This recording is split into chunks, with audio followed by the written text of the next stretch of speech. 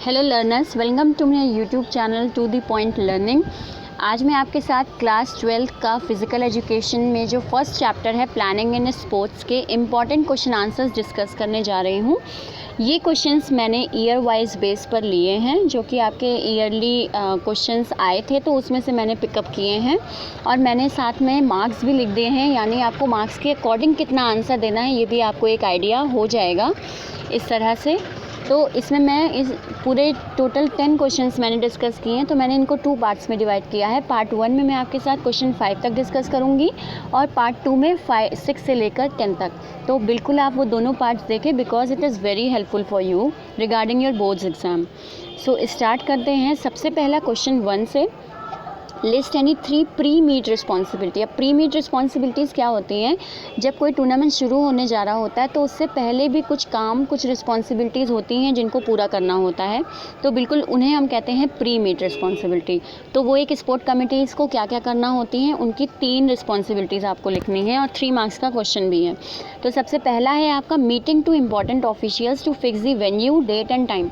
सबसे पहले आपका टूर्नामेंट स्टार्ट करने से पहले जगह क्या होनी चाहिए, डेट क्या होनी चाहिए, किस दिन टूर्नामेंट खेला जाएगा, किस टाइम तक खेला जाएगा, और वो टाइम ड्यूरेशन डिसाइड करना, तो ये डिसाइड होता है। दूसरा आते हैं to prepare list of events. कौन कौन से इवेंट्स इंक्लूड होंगे, सेरेमनीज़ कौन सी होंगी, ओपनिंग, क्लोजिंग और बीच में अगर कोई सेरेमनी रिक्वायर्ड है तो वो। एंटरटेनमेंट प्रोग्राम्स कौन कौन से होंगे जो ऑडियंस को और ज़्यादा अट्रैक्ट करेंगे गेम की तरफ, तो ये देखना, ये डिसाइड करना। और थर्ड पॉइंट है आपका to appoint different officials that are going to जज द स्पोर्ट्स, यानी आपको जजेस डिसाइड करना कि ये जो हम पर्टिकुलर स्पोर्ट्स करा रहे हैं इनसे रिलेटेड कौन कौन से जजेस होने चाहिए जो उसे अच्छी तरीके से एक विनर को निकाले बाहर। सो ये 3 चीज़ें, और इनवाइट अ चीफ गेस्ट, यानी कि चीफ गेस्ट किसको बनाएंगे ये डिसाइड करना। तो ये सारी चीज़ें अगर आप देखें तो स्पोर्ट्स से पहले ही डिसाइड होती हैं, बाद में नहीं या ड्यूरिंग नहीं। आते हैं क्वेश्चन 2 पे। ये हमारा क्वेश्चन 5 मार्क्स का है। तो suggest the formation of various committee for systematic and smooth conduct of annual sports day in your school. यहाँ पे इस तरह क्वेश्चन आपको दिया कि अगर आपके स्कूल में एनुअल डे फंक्शन है तो आप एनुअल स्पोर्ट्स है तो वहाँ आपके अकॉर्डिंग कौन कौन सी कमिटीज़ होनी चाहिए। तो एक्चुअली ये क्वेश्चन यही कर रहे हैं कि आपको कमिटीज़ बतानी है। अब 5 मार्क्स का क्वेश्चन है तो आपको 5 कमिटीज़ मेंशन करना ज़रूरी है, क्योंकि हर एक कमिटी आपका 1 मार्क्स कैरी करेगी। सबसे पहले आते हैं committee for officials, responsibility for the technical conduct of the event. It selects various officials such as referee, जजेस, स्टार्टर्स, एम्पायर्स, टाइम कीपर्स, यानी कि आप एक ऐसी कमेटी बनाएंगे लोगों की जिनमें ये सारे लोग शामिल हों, जजेस हों, रेफरी हों, स्टार्टर्स कौन होंगे, एम्पायर्स किसे बनाएं, टाइम कीपर टाइम वॉच करने के लिए लगातार। तो बिल्कुल ऑफिशियल्स की कमेटी बनाएंगे आप जो काम को मैनेज करेंगे, एडमिनिस्टर करेंगे। दूसरा आते हैं reception committee, responsible to welcome the chief guest. Chief guest का वेलकम करना, स्पेक्टेटर्स पार्टिसिपेंट्स को रखना, उनका वेलकम करना, ओपनिंग और क्लोजिंग सेरेमनी के इंतज़ाम करना, इसके लिए रिसेप्शन कमेटी को अपॉइंट किया जाता है। देन आते हैं थर्ड आपका ground and equipment committee, responsible for making the necessary arrangement of the sports ground where the events are to be held. ये लोग मेनली क्या ध्यान देते हैं कि जितने भी स्पोर्ट्स में आपके स्पोर्ट ग्राउंड है वो सही है कि नहीं, एक्यूरेट है कि नहीं खेल के अकॉर्डिंग, और इक्विपमेंट्स यानी खेल के दौरान खेल से रिलेटेड जो सामान जैसे बैट, बॉल्स और अदर इक्विपमेंट्स क्रिकेटर्स के या जिनके भी स्पोर्ट्स के जो इक्विपमेंट्स होते हैं जो वो लोग पहन कर फॉर दी सेफ्टी खेलते हैं, तो उन सारे इक्विपमेंट्स का ध्यान रखना, उनको मैनेज करना, ये काम होता है ग्राउंड एंड इक्विपमेंट कमेटी का। नेक्स्ट आते हैं आपका होता है medical and first aid committee. Medical and first aid committee ध्यान देती है कि कोई अगर चोट वोट या कोई एक्सीडेंट वगैरह हो तो ऑन दी स्पॉट एक पार्टिसिपेंट को डील किया जा सके, उसका ध्यान रखा जा सके। इसके लिए वेल क्वालिफाइड डॉक्टर को अपॉइंट करना, ठीक है, उनको लगातार अपने पार्टिसिपेंट को असिस्ट करते रहना, उनकी एक्टिविटीज़ पे ध्यान देना, तो ये काम होता है मेडिकल और फर्स्ट एड का। नेक्स्ट आते हैं 5th पे publicity committee. This committee announces the date, venues and sports events, advance information to the institution, printing of brochure. Publicity का काम होता है कि अपने टूर्नामेंट को कितना आप पब्लिसाइज़ कर दें, यानी कितना फेमस कर दें। तो बिल्कुल आप ब्राउचर प्रिंट करेंगे, अलग अलग इंस्टीट्यूशंस को इन्फॉर्मेशन पहुँचाओगे, ठीक, वेन्यू, स्पोर्ट्स वगैरह के बारे में सबको अनाउंस करके बताओगे, प्रेस कॉन्फ्रेंस वगैरह अगर ज़रूरी है, एडवर्टाइजमेंट ज़रूरी है तो उन सब से बात करेंगे आप। तो बिल्कुल ये कमेटी यही काम करती है। 6 आते हैं फाइनेंस कमेटी। ये ध्यान देती है कि स्पोर्ट्स के इस पूरे टूर्नामेंट में खर्चा कितना होगा, राइट, बजट पूरा बनाना। तो फाइनेंस कमेटी का यही काम होता है कि वो मनी मैनेजमेंट का काम करती है एक स्पोर्ट्स टूर्नामेंट में, कि फाइनेंशियल रिपोर्ट वगैरह बनाना, ताकि कहीं कोई करप्शन ना नज़र आए, कहीं कोई फाइनेंस को मैनेज करने में दिक्कत ना हो पूरे स्पोर्ट्स भर में। और 7 पॉइंट है, लास्ट पॉइंट आपका रिफ़्रेशमेंट कमेटी। ये कमेटी क्या करती है, ये पार्टिसिपेंट्स के रिफ़्रेशमेंट और चीफ गेस्ट के रिफ़्रेशमेंट का ध्यान रखते हैं, यानी उनके खाने वाने की जो नीड होती है उसको सेटिस्फाई करने का काम इनका होता है, उस पर ध्यान रखने का काम रिफ़्रेशमेंट कमेटी का होता है। नेक्स्ट आते हैं क्वेश्चन नंबर 3 पे। ये आपका 3 मार्क्स का क्वेश्चन है। List any 2 advantages and disadvantages of knockout tournament. के एडवांटेज और डिसएडवांटेज बताने हैं। नॉकआउट टूर्नामेंट क्या होता है, जिसमें एक बार आप अगर हार गए तो आप टीम से बाहर, यानी आप टूर्नामेंट से, पूरे टूर्नामेंट से बाहर हो जाओगे। इसी को हम नॉकआउट टूर्नामेंट कहते हैं। तो इसके पहले एडवांटेज देखते हैं। सबसे पहला है minimum number of officials are required in organizing tournament. इस टूर्नामेंट को ऑर्गेनाइज करने के लिए बहुत कम ऑफिशियल्स चाहिए। जैसे हमने देखा बहुत सारी कमिटीज़ होती हैं, तो यहाँ बहुत ज़्यादा कमेटी की ज़रूरत नहीं है, बहुत ज़्यादा लोगों की ज़रूरत नहीं है मैनेज करने के लिए एक टूर्नामेंट, क्योंकि बहुत लंबा टूर्नामेंट नहीं चलता। जितना लंबा चलेगा आपको उतने ही लोग उस टूर्नामेंट को संभालने के लिए चाहिए, तो यहाँ पर वो रिक्वायरमेंट नहीं होती। नेक्स्ट आते हैं due to less number of matches it takes less time. यहाँ पे टाइम भी आपका लेस लगता है as comparison to round robin tournament, क्योंकि यहाँ पे तुरंत ही हर एक स्टेप में एक एक टीम बाहर होती चली जाती है, तो बहुत ज़्यादा टाइम नहीं लगता इस मैच को ऑर्गेनाइज़ करने, इस मैच को पूरा कंडक्ट कराने में बहुत ज़्यादा टाइम कंज्यूमिंग नहीं होता। तो ये दोनों एडवांटेजेस हैं। नेक्स्ट आते हैं डिसएडवांटेज की बात करूं तो सबसे पहला है आपका good teams can get eliminated because of their poor performance even in the first round. अगर भूल से भी फर्स्ट राउंड में भी एक अच्छी टीम ने अपना प्रदर्शन अच्छा नहीं किया, यानी वो हार गई, पहली बार ही अगर कोई बहुत अच्छी टीम हार गई तो वो तुरंत मैच से बाहर हो जाती है, उसे अपने आप को साबित करने का कोई सेकंड चांस नहीं मिलता। और ये एक डिसएडवांटेज है, क्योंकि मे बी पॉसिबल किसी दिन किसी टीम का दिन अच्छा नहीं है, वो अच्छा नहीं खेल पाई किसी पर्टिकुलर कारण की वजह से, तो उसे पूरे के पूरे टूर्नामेंट से ही बाहर हो जाना पड़ेगा। तो ये एक डिसएडवांटेज होती है गुड टीम्स के लिए। नेक्स्ट आते हैं disadvantage. There are chances of even weak teams entering the final rounds. ऐसा भी हो सकता है कि वीक टीम्स फाइनल राउंड तक पहुँच जाए। बिल्कुल हो सकता है ऐसा, जब आपकी अच्छी टीम फॉर एग्जांपल निकल गई टूर्नामेंट से, अब आगे आपकी ख़राब टीम ही बची। अब उन ख़राब टीम में अगर कोई टीम अपना प्रदर्शन अच्छा कर लेगी तो वही लास्ट तक जीत जाएगी।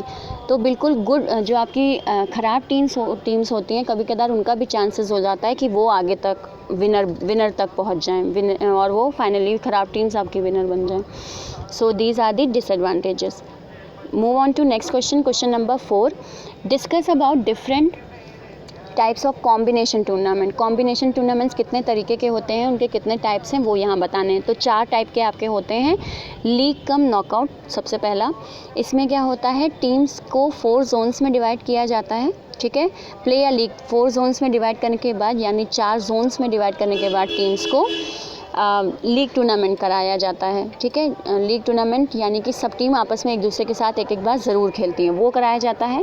फिर उनमें से जिनका परफॉर्मेंस अच्छा रहता है उन टीम्स को बाहर निकाल के उनके बीच नॉकआउट करा दिया जाता है। यानी पहले मैच में आप लीग कराएंगे और सेकेंड फेज़ में आप नॉकआउट कराएंगे। ये होता है कॉम्बिनेशन में फर्स्ट टाइप। आते हैं सेकेंड टाइप, नॉकआउट कम लीग टूर्नामेंट। यानी सबसे पहले आप नॉकआउट करा दें और बाद में आप लीग का मैच करा दें। यानी कि क्वार्टर में लास्ट की 4 टीम के बीच आप लीग करा दें और स्टार्टिंग में आप बहुत सारी टीम्स हैं तो वहाँ पे क्या करा दें, वहाँ नॉकआउट टूर्नामेंट करा दें, ताकि टीम्स कम होती चली जाएं। सो दिस आते हैं थर्ड पे, knockout cum knockout tournament. Knockout matches are played in 4 zones at different locations. The best 2 teams of each zone are selected to player. 4 zones में डिवाइड कर दिया आपने टीम को, ठीक है, उनके बीच नॉकआउट कराया। अब आपके पास बचेंगी 2 टीम्स, ठीक है, क्योंकि कोई ना कोई 2 टीम तो निकल ही जाएगी। जब 2 टीम्स बचें तो फिर से उनके बीच नॉकआउट करा दें और एक विनर निकाल दें, ठीक है, जैसे आप फिक्सचर जो नॉकआउट का बनाते हो उस टाइप का। और लास्ट आपका आता है लीग कम लीग टूर्नामेंट। ये होता है आपका जिसमें दोनों ही फेजेस में लीग ही कराया जाता है, यानी टोटल ओवरऑल गेम आपका लीग बेस ही होगा। Match are played in are zones and are held at different locations. अलग अलग लोकेशंस पे अलग अलग जोन्स का मैच कराया जाएगा। और बेस्ट 2 टीम्स जो होंगी उनके बीच भी फाइनली लीग टूर्नामेंट ही होगा, यानी ओवरऑल पूरा लीग टूर्नामेंट चलता है तो लीग कम लीग कहा जाता है। तो ये 4 कॉम्बिनेशन टूर्नामेंट, और ये आपका कैरी करता है मार्क्स टोटल 5 मार्क्स, यानी कि लॉन्ग जो क्वेश्चन आंसर बनते हैं आपके। आते हैं क्वेश्चन नंबर 5 यानी आज के पार्ट के लास्ट क्वेश्चन पे। तो इसमें आपको बताना है कि 5 ऑब्जेक्टिव्स ऑफ प्लानिंग क्या क्या होते हैं, हम प्लानिंग क्यों करते हैं। तो बिल्कुल 5 ऑब्जेक्टिव्स। पहला, टाइमली अचीवमेंट ऑफ टारगेट, यानी आप जो टारगेट बना रहे हैं वो टाइमली अचीव हो जाए, तो उसके लिए प्लानिंग ज़रूरी होती है। आप कॉमन लाइफ में भी देखो कि जो चीज़ आप प्लान करके करते हो वो फिर समय से हो जाती है। अदरवाइज़ आप अगर प्लानिंग के बिना काम करते हो तो वो ज़्यादा टाइम कंज्यूमिंग होती है। तो if the entire task is broken in down into small activities then the time taken for each activity can be calculated. आप हर एक्टिविटी के लिए टाइम निकाल लोगे, यानी एक एक्टिविटी कितने घंटे लगेंगे या एक स्पोर्ट फिनिश होने में कितना घंटा लगेगा, ये आप पहले से डिसाइड कर लेंगे। तो बिल्कुल आपका पूरा मैच जो होगा वो एक टाइम के अंदर होगा, तो प्लानिंग इसलिए ज़रूरी है। आते हैं सेकंड पॉइंट पे, improving the percentage of success, यानी कि आपके सक्सेस की जो परसेंटेज है वो बढ़ जाती है। आप कोई भी काम कर रहे हो तो उसमें आपको सक्सेस मिलेगी अगर आप एक प्लान्ड वे में कर रहे हो, क्योंकि आप अनसर्टेनिटी को ध्यान में रखोगे, क्या क्या पॉसिबिलिटीज़ आ सकती हैं, क्या क्या सिचुएशन आ सकती हैं, उन सबको पहले ही इवैल्यूएट कर लोगे। और जब ये सारी चीज़ें आपने पहले इवैल्यूएट कर ली तो प्लानिंग आपको सक्सेस तक पहुंचा सकती है। कंट्रोल रहेगा आपका हर टास्क पर, आप अटेन कर पाओगे अपनी सक्सेस को। नेक्स्ट आते हैं proper distribution of work. Planning ensures that all the work is properly distributed according to the ability of the people. जब आप प्लानिंग करते हैं और उसमें वर्क लोगों को देते हैं तो आप काम उन्हीं को देते हैं जो उस काम को कर सके, क्योंकि ऑन दी स्पॉट तो आप किसी को काम बांट नहीं रहे हो, आप प्लानिंग करके काम बांट रहे हो, काम दे रहे हो, तो बिल्कुल उसमें आपको आसानी होती है कि आप काम भी उसी को दो जो कर सके, जिसके अंदर एबिलिटी है उस काम को करने की। तो यहाँ पे प्रॉपर डिस्ट्रीब्यूशन ऑफ वर्क हो जाता है। फोर्थ पॉइंट आते हैं इंश्योर्स कोऑर्डिनेशन। कोऑर्डिनेशन बनता है प्लानिंग में क्योंकि involve in program and are coordinated with each other. आप प्रोग्राम्स डिसाइड करते हो, उनके बीच तालमेल डिसाइड करते हो, एक के बाद एक कौन सा स्टेप लिया जाएगा ये पहले से प्लान करते हैं, तो बिल्कुल कोऑर्डिनेशन आपका अच्छा चलता है, कोऑर्डिनेशन बन जाता है आपका किसी भी काम को करने में अगर आप प्लानिंग कर रहे हैं। नेक्स्ट आते हैं फिफ्थ पॉइंट है finding out the causes of failure, यानी कि क्यों आप फेल हुए। अगर आपका टूर्नामेंट अच्छा नहीं गया या कोई भी चीज़ प्लान करके आपने की और वो सही नहीं हुई तो आप गलती अपनी निकाल सकते हो अगर चीज़ें प्लान वे में है, वरना इतना हैसल हो जाएगा कि आप फाइंड आउट नहीं कर पाएंगे कि कहाँ पे किस स्टेप पे हमसे गड़बड़ी हुई थी। लेकिन अगर प्लानिंग के थ्रू आप करेंगे तो आप गलतियाँ भी निकाल पाएंगे, डिटरमाइन कर पाएंगे कि किस कारण से कहाँ पर मैं फ़ेल हुआ, जिसकी वजह से जो प्लान है मेरा वो सही से एग्जीक्यूट नहीं हुआ, तो गलतियाँ निकाल पाएंगे अगर प्लानिंग अच्छी है। So these are the 5 questions which I had discussed with you today। अब इसके बाद मैं पार्ट 2 में इसके नेक्स्ट यानी क्वेश्चन 6 से लेकर 10 तक डिस्कस करूँगी, तो बिल्कुल आप उसे भी देखिएगा और इसको भी पूरा देखिए।